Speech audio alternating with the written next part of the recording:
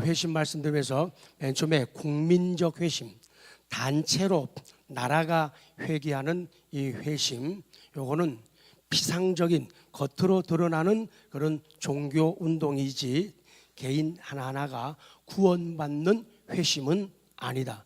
회심이라는 단어하고 회개라는 단어를 같이 자주 쓰도록 하겠습니다.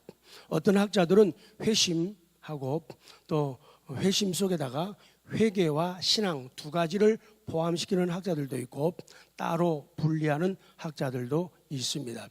두 번째는 넓은 의미의 피상적 회심 말씀드렸죠. 넓은 의미의 요것도 구원에 이르지 못하는 회개입니다. 세 번째는 일시적 회심, 그 돌짝밭에 떨어진 그 씨, 그 마음밭을 말씀을 해요.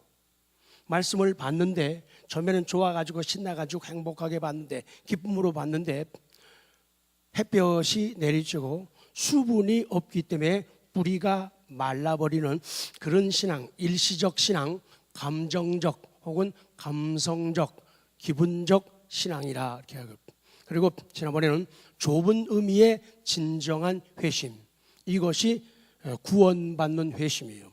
구원받는 회심은 단회적이에요. 딱 한 번이면 돼요. 그 다음에 살면서 성화의 과정을 이루어가면서 우리가 실수하고 범죄할 때 나타나는 것, 그래서 하나님의 돌아서는 것, 요거 갖다가 반복 회심이라. 반복 회심은 성화를 이루는 것이지 반복 회심은 구원과 관계가 없어요. 구원에 이르는 회개는 단회적 한 번이면 돼요. 그 다음에는 성화, 예수님을 닮아가기 위한 과정이에요. 반복 회심 과정. 자, 오늘은 회심의 특징을 세 가지만 말씀을 드립니다. 한 가지는 회심이라는 것이 특징이 뭐냐?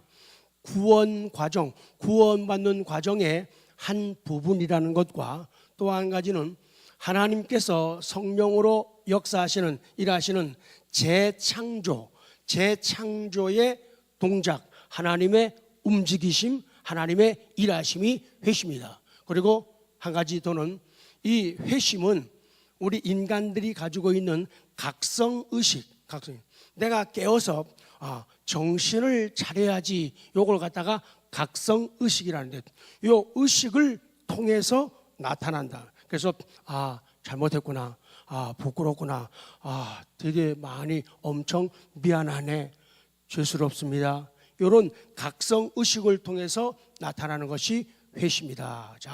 자, 성경 골로새 3장 9절 다시 봅니다. 9절 아까 읽었죠? 9절 10절 시작.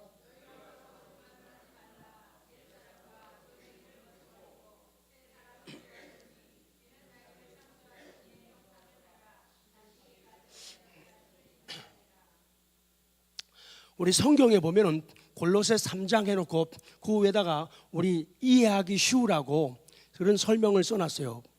그 3장의 핵심적인 내용은 뭐냐면 거룩한 삶을 위한 지침이다. 거룩한 삶은 누구에게 필요하냐? 거듭난 사람에게 거룩한 삶이 필요한 거예요. 거듭나지 않은 사람들이 무슨 거룩한 삶이 필요하겠어요? 거룩한 삶을 살려고도 하지를 않죠. 그래서 이 말씀은 거듭난 사람들, 중생한 사람들에게 하시는 말씀이에요. 그런데 중생한 사람도, 거듭난 사람도 이런 유치한 모습, 더러운 모습 속에 머물 수가 있다 없다? 집에 안 보낼 거예요. 거듭난 사람도 이런 연약한 모습, 추한 모습에 머물 수 있다, 그 얘기를 하는 거예요. 어떤 사람들은 자기들의 회심을 자기들의 구원받은 경험의 전부인 것처럼 말하는 것도 있지만은 아니다. 자기들 그 후에, 내가 거듭나고 중생한 이후에 영적 성장에 태어났으니까, 중생은 뭐 하는 거예요? 태어나는 거예요. 중생은 다시 태어나는 것. 그러면 중생 이름 그대로 거듭난다, 중생한다, 그 말은 태어났다는 얘기지, 애기란 얘기예요. 애기. 그렇기 때문에 애기들은 처음에는 젖을 먹고, 그 다음에 연한 죽을 먹고 밥을 먹고, 그 다음에 단단하고 질긴 뭘 먹어요? 아까 밥 했잖아요. 괴기, 그걸 먹는단 말이에요. 그래서 자꾸 자라나야 되는데 사람들은 자라나는 것은 신경을 안 쓰고 영적 성장에 대해서는 언급을 안 하면 안 된다 그 말이에요. 그러나 회심은 단순히 구원 과정의 한 부분이에요. 구원받는 과정에 있는 한 부분이고 한 과정이에요. 이것이 유기적 서로 생명으로 연결되어 있는 과정의 한 부분인 까닭에 자연적으로 다른 부분들과 밀접히 연결되어 있다. 그래서 거듭나고 아기로 태어났으니까 동시에 회개, 동시에 신앙, 믿음, 그리고 동시에 하나님의 법정에서 내가 내 죄를 용서하다고 하나님의 법정에서 우리를 하나님의 자녀라고 선언하고 선포해요. 그래서 이걸 갖다가 법정적 선언이라고 그래요. 이 칭의를 그렇게 말하는 거예요. 그래가지고 하나님의 양자가 되는 거예요. 거기까지가 동시적인 성령의 역사가 되는 거예요. 그래서 이 회심도 다른 부분들과 밀접 연결되어 있다. 우리는 회심은 구원 과정의 어디에 있는 부분이에요? 출발점이에요. 회심이라는 것은 구원 과정의 출발점에 있는 한 부분의 경험이고 앞으로 통과해야 할 노정이 많고 멀고 다양하다는 것을 명심해야 된다. 회심과 믿음, 그리고 칭의, 그리고 양자, 그리고 나서 우리가 계속 점점점 자라면서 그리스도의 형상을 닮아가는 성숙한 단계, 성화의 과정을 걷게 되어진다 그 말이에요. 어떤 분이 어떤 옛날 초대교회 감독에게 그렇게 물어봅니다. 하늘 가는 길을 가르쳐 주십시오. 하늘 가는 길을 가르쳐 줘. 그랬더니 이 감독이 뭐라고 말씀하는가 하면은 첫째로 바른 방향에 전환하라. 바른 방향으로 전환하고 그 다음 단계는 똑바로 앞으로 행진하라. 그러면은 그 길이 어디 가는 길이 된다? 하늘 가는 길이 된다. 하늘 가는 길을 위해서는 첫 번째는 바른 방향으로 나아가야 돼요. 바른 방향. 처음에 시작이 스타트가 좋아야 돼요. 그 다음에는 똑바로 앞으로 행진해라 그 얘기예요. 우리는 먼저 회심 자체의 특징에 대해서 주의하고 신경을 써야 돼요. 지금 회심의 특징에 대해서 이것이 구원 과정의 다른 부분들보다 어떻게 다른지를 구별을 해내야, 변별을 해야 한다. 우리가 옛날에는 이 회심을 말할 때 회심의 특징은 사람들이 구원의 은혜를 체험했어요. 그것이 단순히 수락하고 또 인정하는 것으로 끝난 게 아니에요. 하나님의 자비를 개인적으로 혹은 우리 감정적으로 경험해야만이 회심의 은혜를 받았다고 말합니다. 요사이는 그런 직접적인 어떤 핍박이나 그런 고난이 없기 때문에 그런 특징들이 눈에 잘 안 띌 때가 많아요. 그러나 옛날에는 그렇지 않았다 그 말이죠. 그 얘기를 좀 이따 더 할 겁니다. 첫 번째 회심의 특징은 구원 과정의 한 단계라 그 말이죠. 한 부분이다. 두 번째는요, 회심이라는 것은 하나님의 재창조의 동작이다. 회심은 하나님의 재판적 행위이기보다는 아까 재판적 행위라고 말할 수 있는 것은 칭의. 내가 너 죄인이지만은 예수님의 공로로 내가 너를 의롭다고 칭한다. 이것이 칭의예요. 그래서 믿음으로 의롭게 되어지는 그런 과정이에요. 그렇기 때문에 회심은 하나님의 재판적 행위라기보다는 하나님의 재창조적 동작이다. 이것은 사람의 신분을 변경하는 게 아니에요. 사람의 신분을 변경하는 게 아니라 그의 상태를 개선하는 것, 요것이 회심이다. 좀 내려갑니다. 회심에서 사람은 자기가 하나님의 정죄를 받기에 적당하다는 사실을 의식하게 되는 거예요. 아, 나는 하나님의 사랑받을 수 없는 존재이고, 나는 벌받아 마땅하고, 나는 지옥 형벌에 떨어져야 마땅한 존재라는 것을 그때 의식하게 되는 거예요.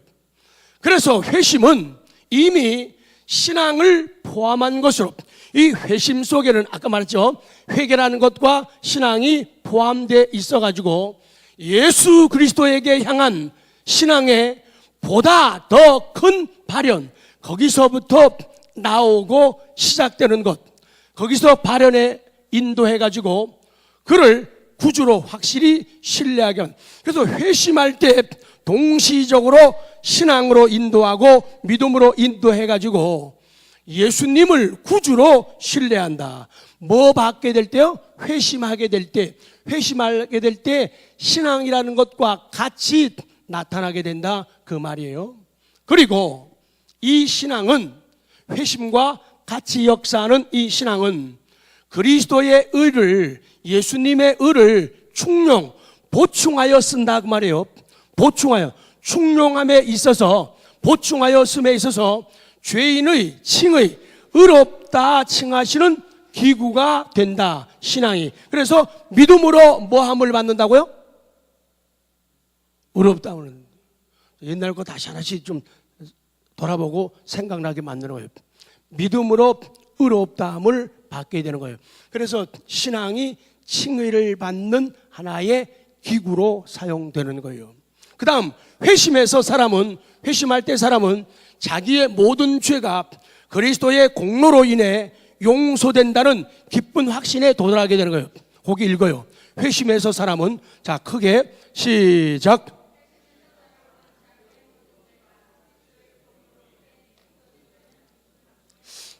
그래서 돌아보면은 내가 회심할 때, 아, 내 모든 죄가 누구의 공로를 인하여? 그리스도의 공로를 인해서 어떻게 된다? 용서된다는 어떤 확신이요? 기쁜 확신에 도달해요. 그래서 아까 찬수, 사람이 말하는 거 보면 그 사람을 알아요. 사람이 긍정적인 사람이냐, 부정적인 사람이냐, 미래가 있는 사람이냐, 미래가 없는 현실적인 사람이냐를 알려면 그 사람 말하는 걸 들어보면 알아요. 긍정적이고 파괴적인 언어를 쓰는 사람과, 뭐라 그랬어요? 파괴적인 언어를 쓰는 사람과 부정적이고 긍정적이고 창조적인 언어를 쓰는 사람이에요. 그 말하는 걸 보면은 그 사람을 그 사람의 인격을 알 수가 있고 그 사람의 믿음을 알 수가 있다는 거예요.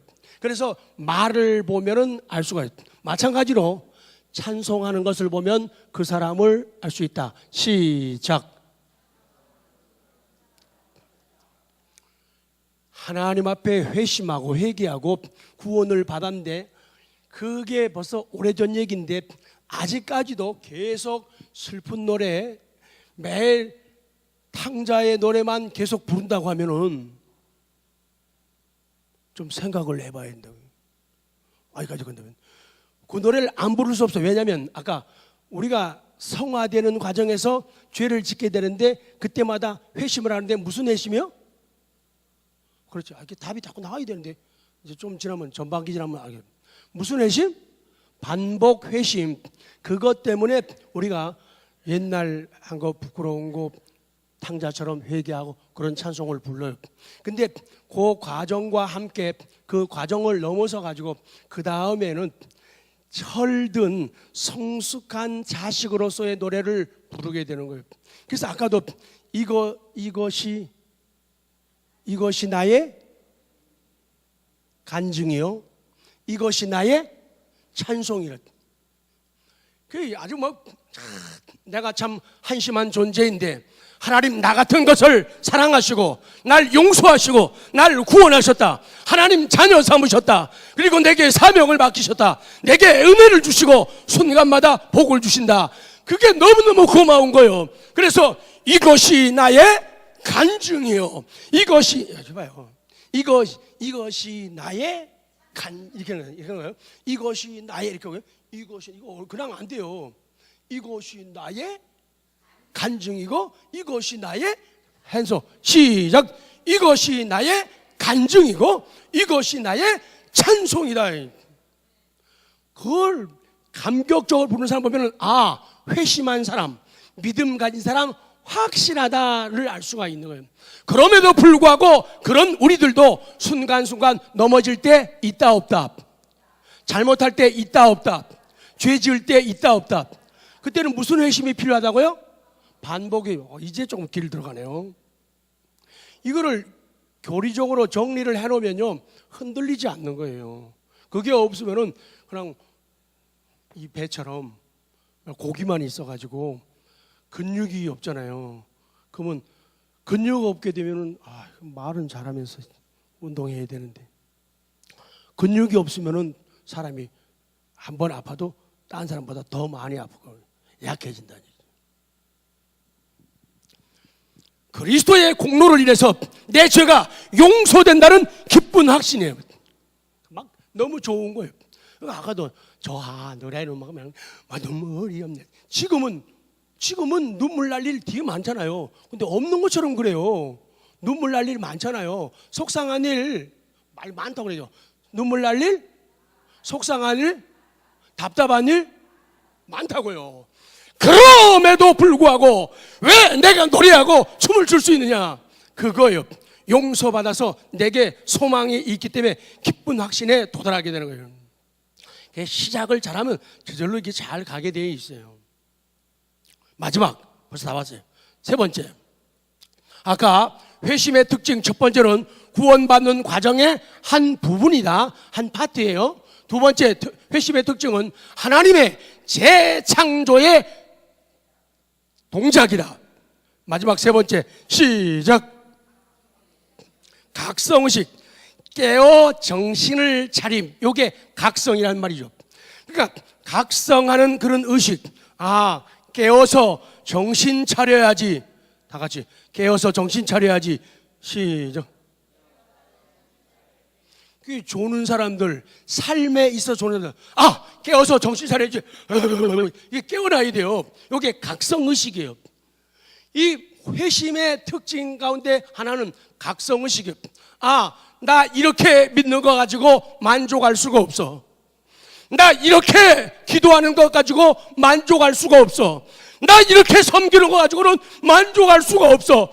내 받은 사랑이, 내 받은 은혜가 얼마나 큰데. 그래서 애들 키울 때 매일 얘기하잖아요.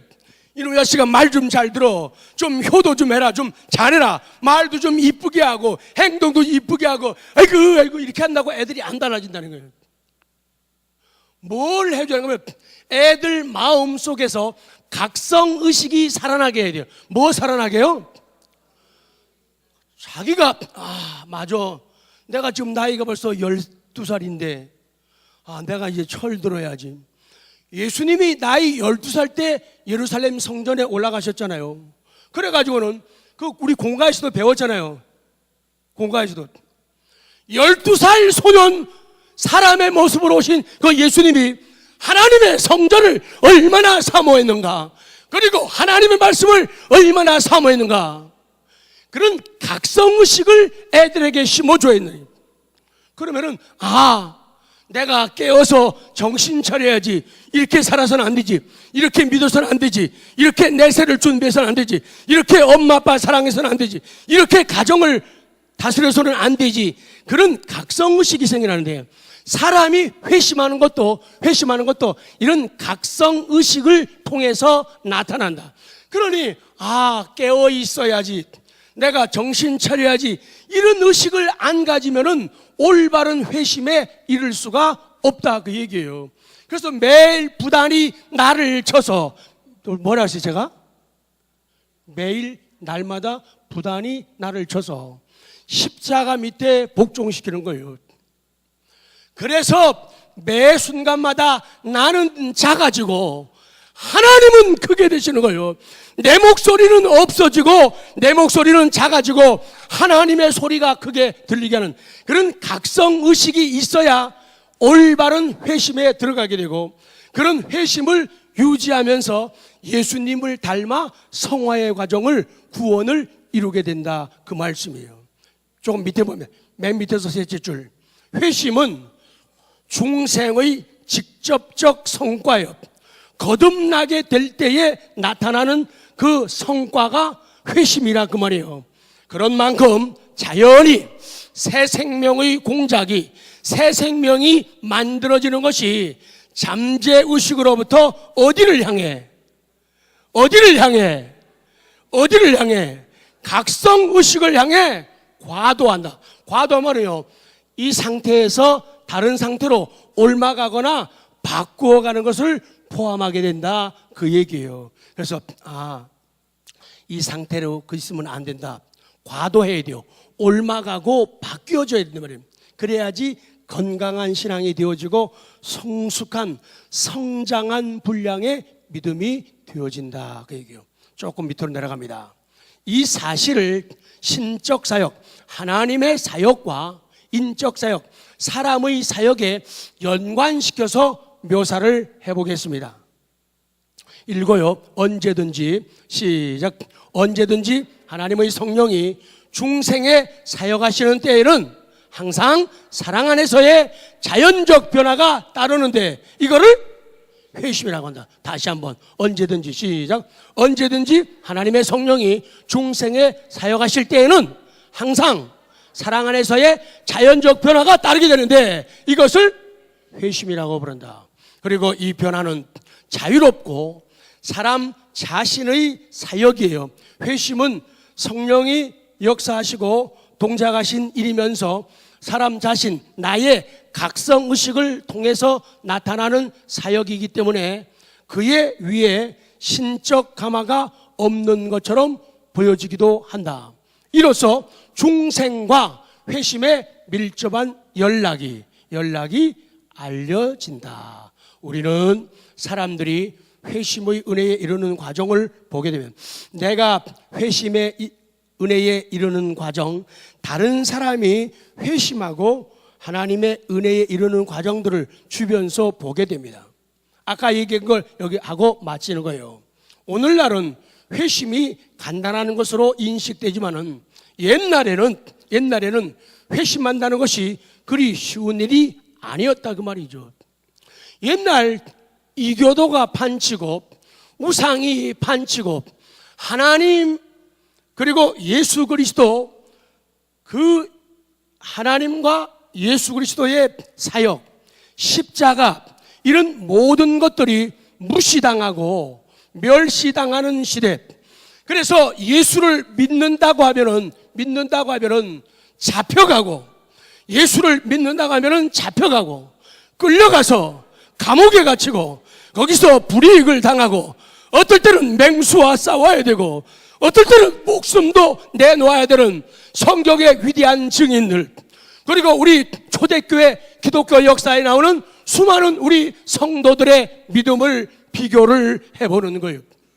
요 사이는 너무너무 쉬워가지고 회심을 쉽게 얘기하고 말하지만은, 실상은 예를 들어서 초대교회만 하더라도 내가 회심했다고 하는 말은요, 엄청난 변화요.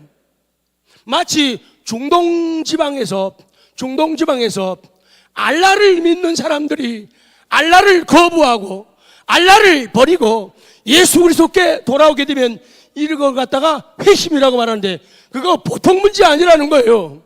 가끔 여러분이 유튜브를 통해서 그 아프리카나 중동 지역에서 예수 그리스도를 구주로 영접하고 회심했다는 이유 때문에 사람들에게 매맞고 창으로 찌르고 감옥에 들어가고 불태워서 화형당하는 장면을 많이 봤을 거예요. 우리 한국 교회가 그렇고 우리 교단이 아주 작은 교단입니다. 아주 작은 교단이에요.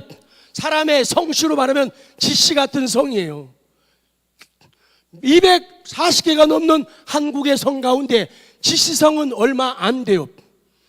그런데도 지씨라는 성이 있거든요.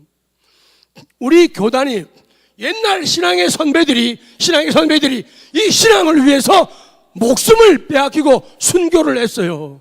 그 어른들이 신앙을 지키기 위해서 감옥에 들어갔어요.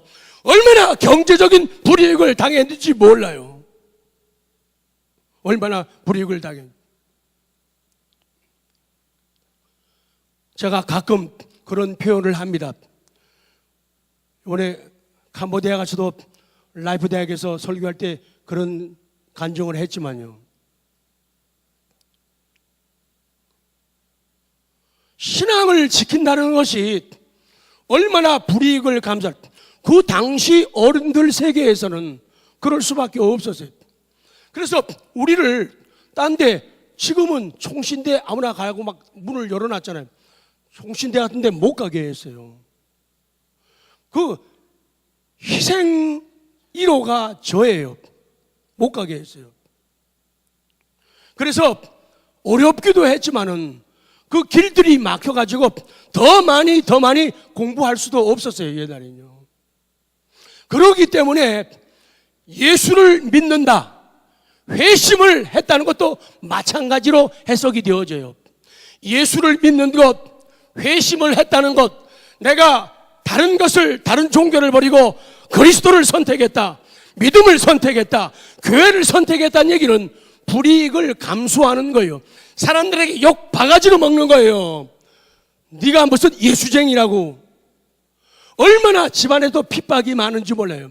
그거를 감수하는 것이기 때문에 회심한다는 것은 굉장히 소중하고 어려운 것 가운데 하나였어. 그래서 회심한다는 것은 생명 거는 문제예요. 생명 거는 문제예요. 내가 예수님을 붙잡습니다. 예수님을 사랑합니다. 예수님을 의지합니다. 그 얘기는 내 생명 걸겠다는 얘기예요. 내 생명을 걸겠다는 얘기예요. 그러기에 하나님의 인정과 하나님의 칭찬과 하나님의 내세 상급이 크고 놀랍다, 그 얘기예요. 그 얘기하는 거예요.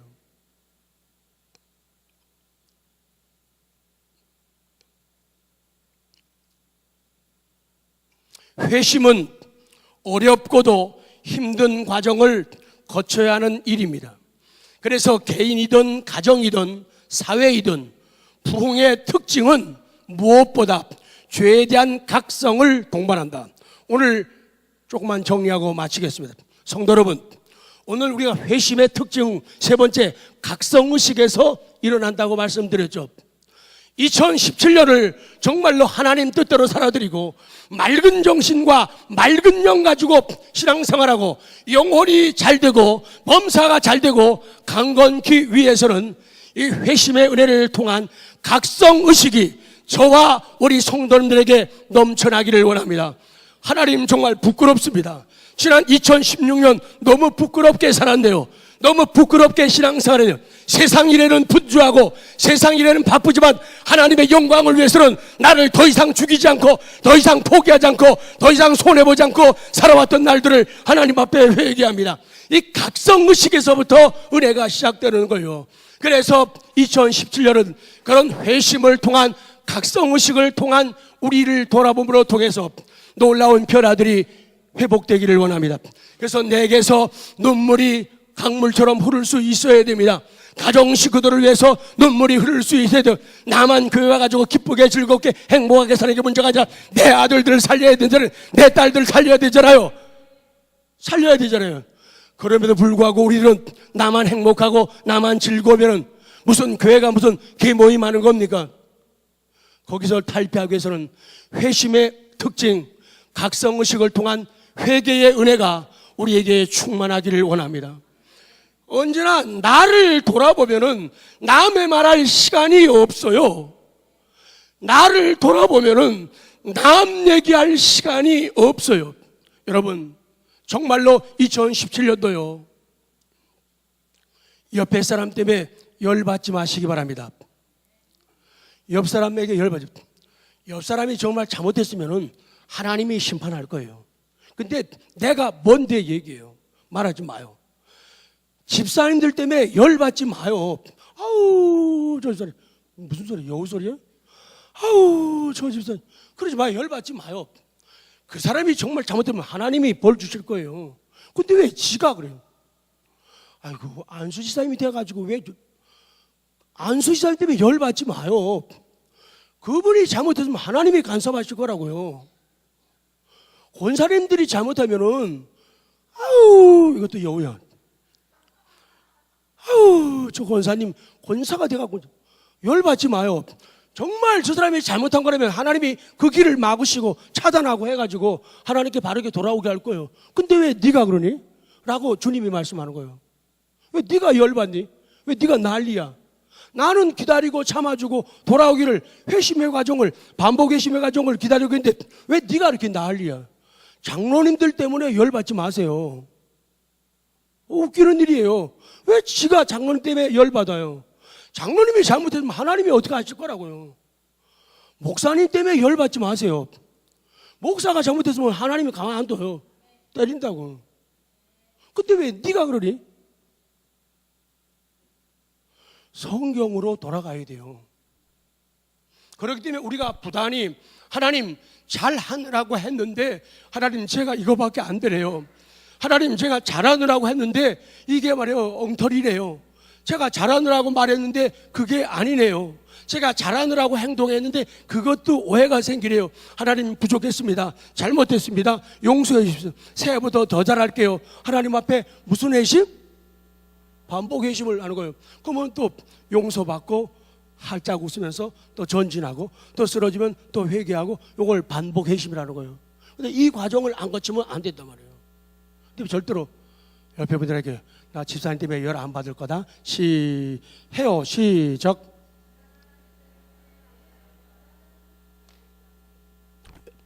우리 반대로 할 거예요. 놔둔데 시작.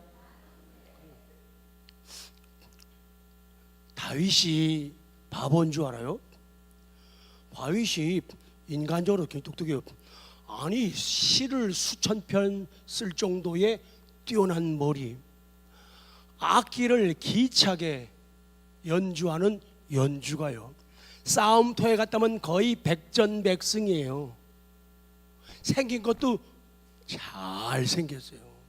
꽤 괜찮아요 인간적으로. 그런데 다윗을 싫어하는 대표적인 한 사람이 누구예요? 사울이잖아요. 사울은 다윗 잡아먹으려고 매일 보면 이러는 거예요. 그래서 피해가지고 뭐냐 이방 나라까지 피난 가서 미친 척하면서 침을 이러고 댕기다고요. 그러면서 하는 얘기예요. 내가 왜 사울 죽일 수 있지만 안 죽이느냐? 하나님이 심판하시지 내가 뭔데? 그래서 안 하는 거예요. 그 살면서 남한테 열 받으면 절대 안 돼요. 자, 열이 이거예요. 열 받으면 안 돼요. 열 받으면 안 돼요. 그거 하나님이 하신다고요. 근데 왜 그러냐 말이에요. 말하지 마요. 하나님이 하신다고. 그걸 갖다가 오지랖이 넓다. 남이 들으면 안 되니까 시작. 오지랖이 넓으면 안 된다고. 지꺼만 잘하란 말이에요. 그 다음은 하나님이 알아서 하신다고. 근데 왜 내가 언제 너한테 심판관 맡겼니? 내가 너보고 점수 매기라 했니? 내가 너한테 언제 기준을 줬니? 아니잖아. 근데 너 뭐 때문에 그러니? 에이, 하지마. 그럼 네 알았어요. 자, 끝낼게요. 사람들은 회심 이전에 거의 예외 없이 죄의 각성을 깊이 경험했습니다. 그래서 구원에 있어서는 죄에 대한 깨달음, 이 죄에 대한 깨달음이 회심과 부흥의 무슨 요소? 필수 요소예요. 죄를 내가 가정을 위해서, 남편을 위해서, 아내 위해서, 자식, 어버이 위해서 참 부족했구나. 죄에 대한 깨달음, 이것이 회심하는 데 필수 요소고 부흥되고 복받는 요소란 얘기예요. 이런 점에서 죄에 대한 깨달음이 별로 없고 그것을 강조하지 않는 현대 기독교와 옛날 어른들의 기독교와는 큰 차이가 있다. 세 줄 남았네요. 시작.